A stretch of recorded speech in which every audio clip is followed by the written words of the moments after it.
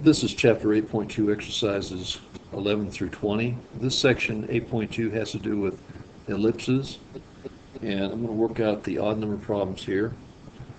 And the odd number problems, 11, 13, 15, 17, and 19. Here's the first problem we're going to look at, which is 11. We have x squared over 64 plus y squared over 36 equals 1. Well, the standard or general form of an equation for an ellipse is this. It's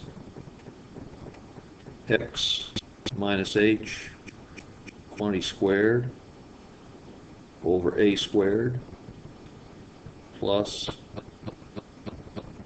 quantity y minus k squared over b squared is equal to 1. So we have no x plus or minus in the original equation here, meaning that we're going to be looking at an ellipse with the center at the origin. So I'm going to go ahead and just start sketching a graph. Here, coordinate plane, x and y, coordinate plane. So x, y. And what we have is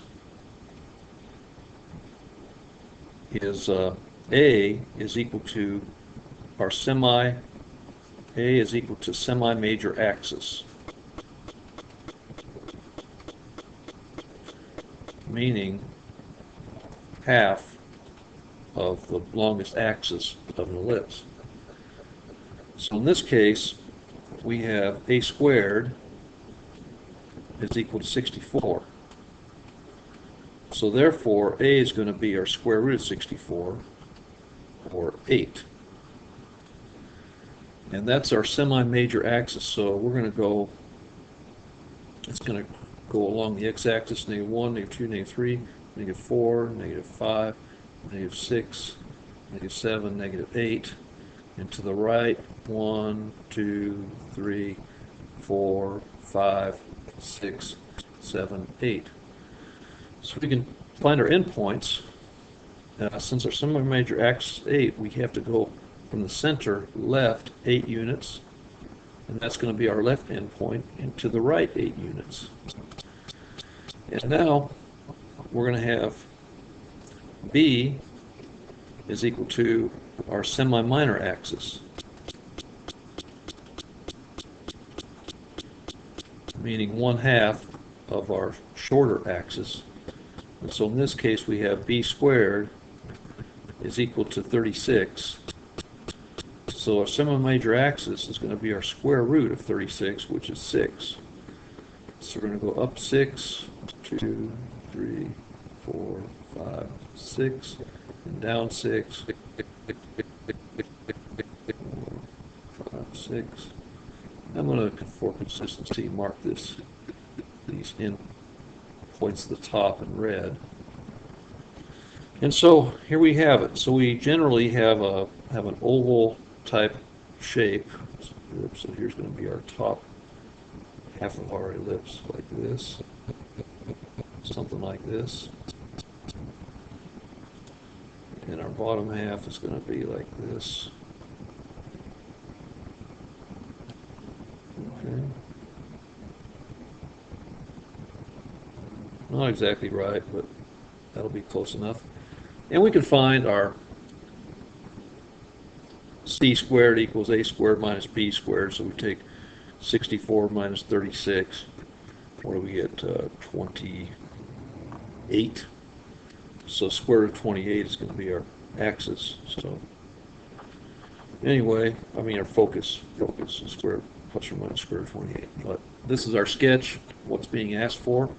Let's go on to our next problem, which is 13. This time we have y squared over 9 plus x squared over 4 equals 1. Well, similar, we have, in this case, our major axis is related to the y. So we'll call this a squared, or we call it b squared. It's just, I don't know, but we know that 9, I'll call it a squared. A squared is equal to 9. That's our semi-major axis. And so a is going to be our square root of 9, which is 3. And so, well, that's what we have. And we have b squared, our semi-minor axis, is 4. So we take the square root, we get 2. So we have a much smaller ellipse, and we're going to have one that's vertically oriented as opposed to horizontally oriented. So, let's see, 1, 2, x, 2, that's our x, and our y, we're going to go up 3, down 3. And then we mark our endpoints here at the top. So our major axis is going to be 3 plus 3 for 6, and our minor axis is going to be 2 plus 2, or 4, because 2 is our semi-minor axis, and 3 is our semi-major axis. So here we have a rough sketch. And again, we can find the foci by taking the square root of, we can take c squared equals a squared minus b squared. So we'll get a square root of 5. So our foci would be along the major axis. Anyway, that's problem 13. Now, next autumn problem, which is 15. We have a situation here, don't we, where we don't have our ellipse at the center. Now, if you recall, the standard form was going to be x minus h quantity squared over a squared plus y minus k over plus y minus k over b squared equals 1. And really, h represents how much the center of the ellipse shifts left and right from the origin, and k represents how much the center of the ellipse shifts up or down. So if we go and draw another xy coordinate plane,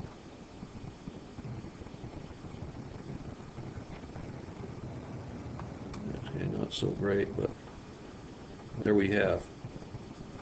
There you have an xy coordinate plane, pretty roughly drawn. But we have x minus h. Well, for x, if h is -3, what we're going to do is shift to the left, because x minus -3 is x plus 3.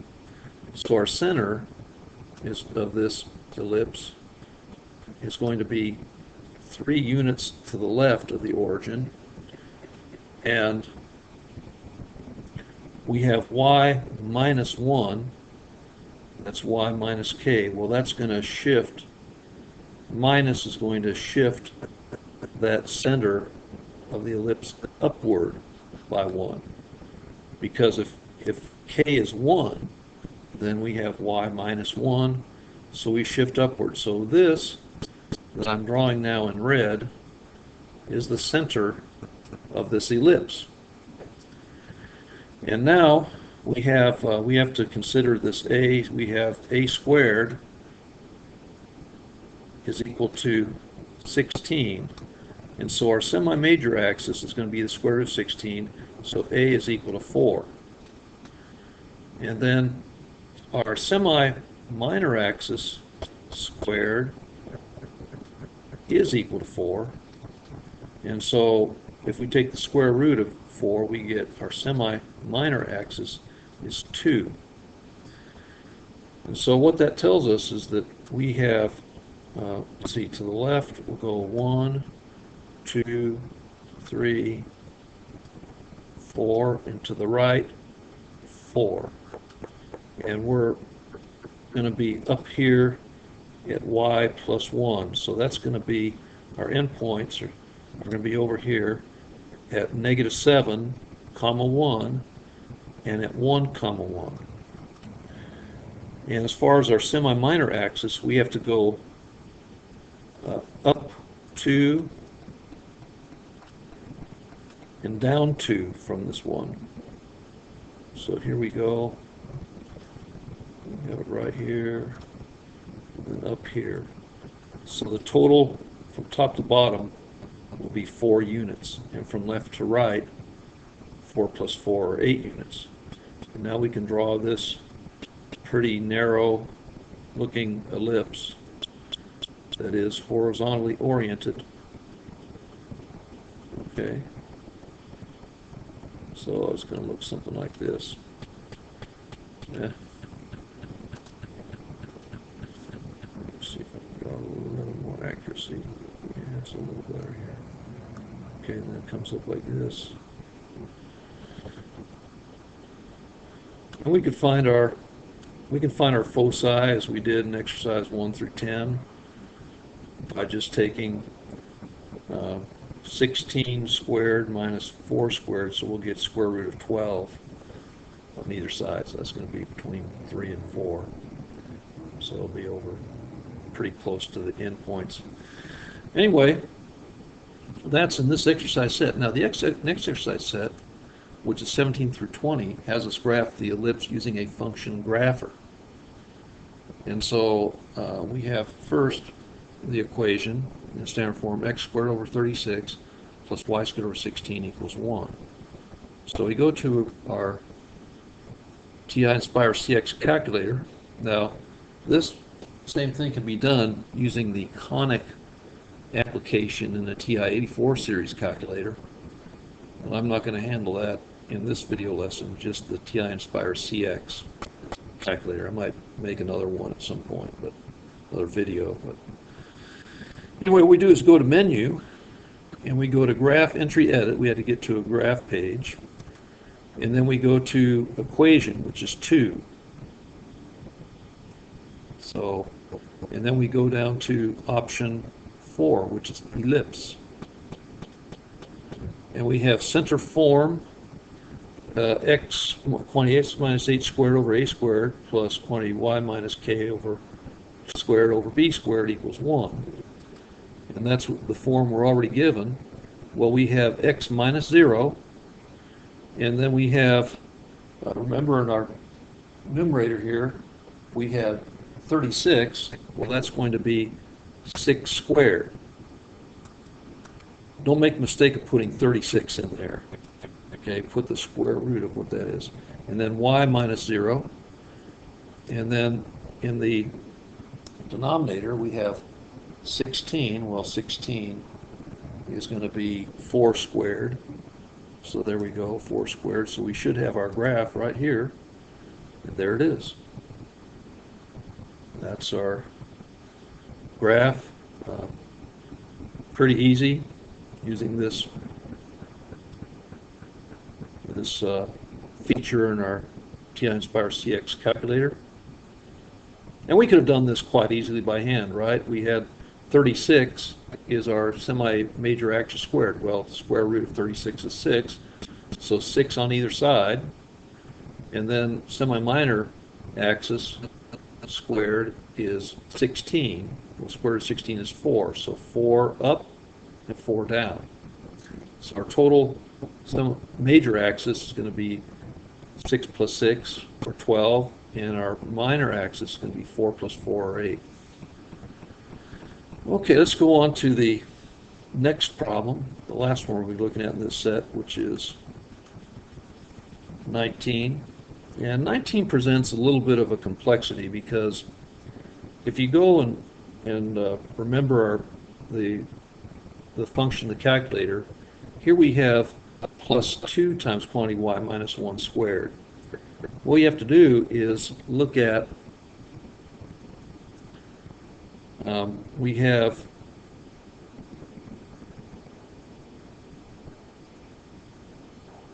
this is going to be equal to,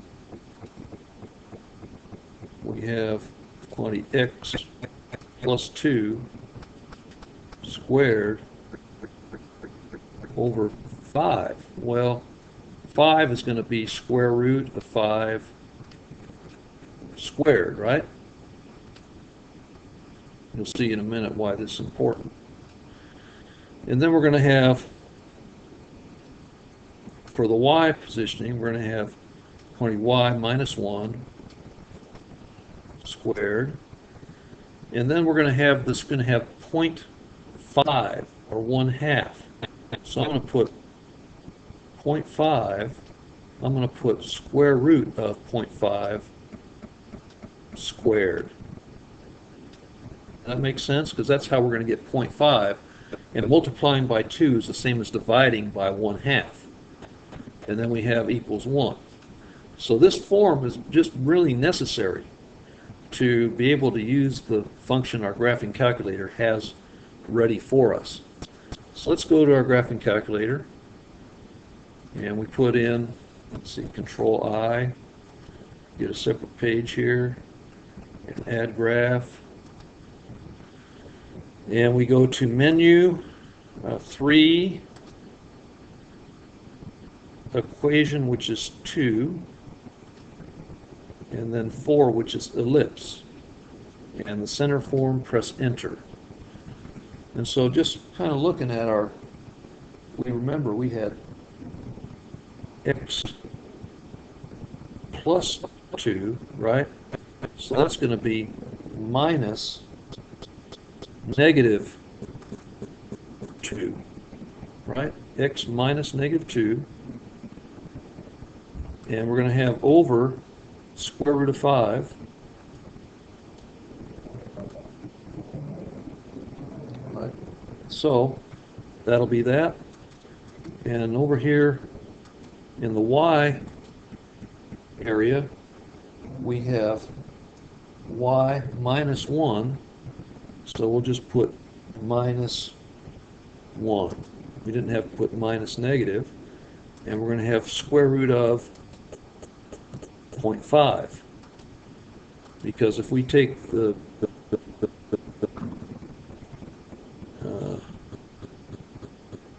square root of 0.5 squared, I think that'll get it right. And then we press enter. That's what we have. And so we have the center shifted 2 to the left and 1 up. We have our semi-major axis as square root of 5 times 2, or square root of 5 times 2, and then we have square root of 0.5 for times 2 for our minor axis. So anyway, that's all the odd number problems. Good luck on your even number problems. Thanks for viewing.